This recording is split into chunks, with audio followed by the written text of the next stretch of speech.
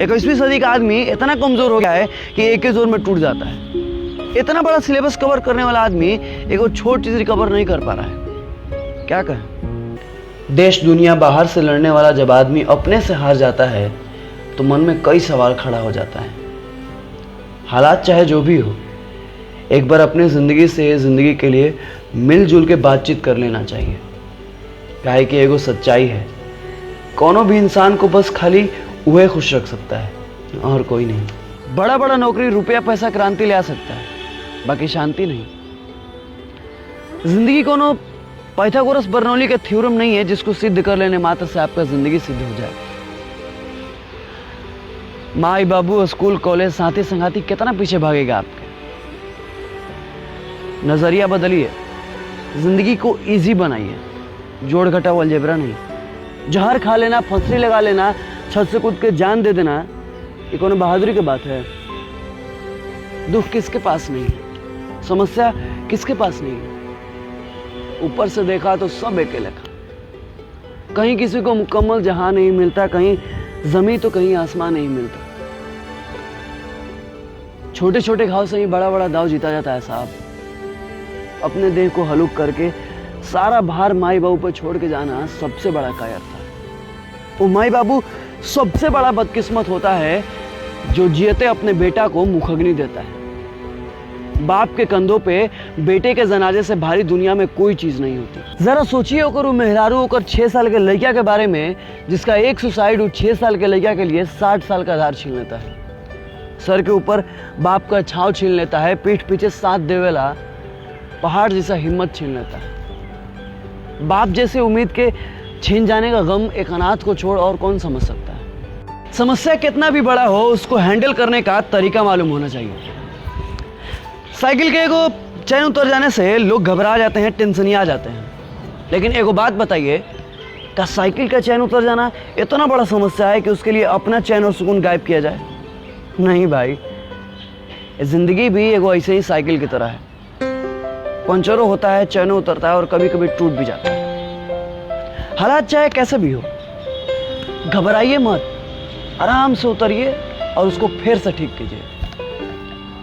Cycle के एगो scope टूट जाने से जिंदगी का स्कोप नहीं खत्म होता है। एगो नाव को धारा के दिशा में चलाना बहुत आसान है, लेकिन जब उसी नाव को धारा के विपरीत चलाना पड़ता है तो संघर्ष करना पड़ता है। जिंदगी भी एगो वह नाव जैसी है जौन समय के दिशा में बह रही है। अब समय आपके विपरीत हो जाए तो क्या आप संघर्ष नहीं करेंगे? करेंगे, करना पड़ेगा। हमें लड़ना है, भिड़ना और उखाड़ के फेंक देना उन समस्याओं को जो हम पे हावी हैं। मैंने देखा है तितली दिन रात संघर्ष करती है, बाकी कभी आत्महत्या नहीं करती। तितली संघर्ष से इस कठोर जीवन का डटकर सामना करती है क्योंकि उसको पता है जिस दिन संघर्ष खत्म, अस्तित्व खत्म। और मुझे लगता है कि आदमी अपनी समस्याओं को सुलझाने के लिए बना है, उलझाने के लिए नहीं। एक और बात जो बहुत प्रैक्टिकल है, अगर आपके जिंदगी में कोई भी बड़ा समस्या आता है और आप उसको ठीक नहीं कर सकते हैं तो छोड़ दीजिए, ताकि समय के साथ सब कुछ ठीक हो जाता है।